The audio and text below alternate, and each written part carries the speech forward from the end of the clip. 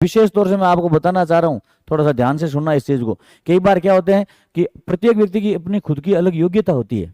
हर व्यक्ति की क्या होती है? अपनी योग्यता होती है। अब मान लो मैं कह दूं कि साहब मैं तो बहुत ज्यादा होशियार हूं, या मैं कह दूं कि यार मैं तो बहुत कमजोर हूं, मुझे कुछ याद नहीं रहता है, कितने फॉर्म भर रहे हैं, कितने लोग तैयारी कर रहे हैं। ऐसा कुछ नहीं है। जो चीज हमारे मस्तिष्क में है वही सबके मस्तिष्क में है, और जितनी हमारे पास है हमें उसका प्रेजेंटेशन करना है। बाकियों से हमें क्या लेना देना है? हमने जितना पढ़ा है उतना हमें 100% देगा। माँ सरस्वती कभी किसी का आज तक उधार जिसने रखा ही नहीं है, आपका कैसे रखेगी? शारदे ने किसी का उधार नहीं रखा है। जितना आप पढ़ोगे, जितनी आप मेहनत करोगे, वो 100% ही देगी।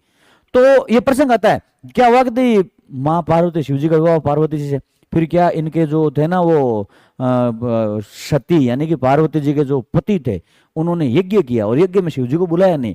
क्यों साहब, शिव जी क्यों कहीं है? क्यों माँ है ना, कोई बाप है ना, वो तो क्या करते हैं, गुणहीन है, कोई गुण भी नहीं है उनमें, है ना, धनहीन है, वित्त भी नहीं है, वो तो लड़ा झुंड माला लगा करके आ जाते हैं, मेरी बेइज्जती होगी, मैं नहीं आने दूंगा, इस तरीके से कुछ ने कहा। तो सती ने क्या, वहां पर वो भस्म हुई थी, आपको पता हो तो, वो किया था ना यज्ञ उसमें।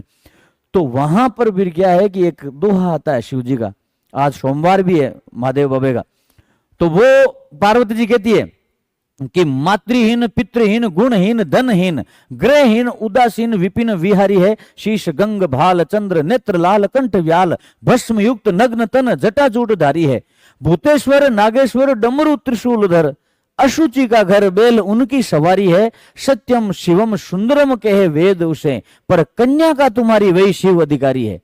कि आपने कह तो दिया कि क्या, कि वो मात्राहीन है, पितृहीन है, गुणहीन है, कुछ नहीं है, लेकिन आपकी कन्या का अधिकारी कौन है? भगवान शंकर ही है। कन्या का तुम्हारी वही शिव अधिकारी है। इस चीज का आपको ध्यान होना चाहिए। तो फिर उनकी भी आंख खुली।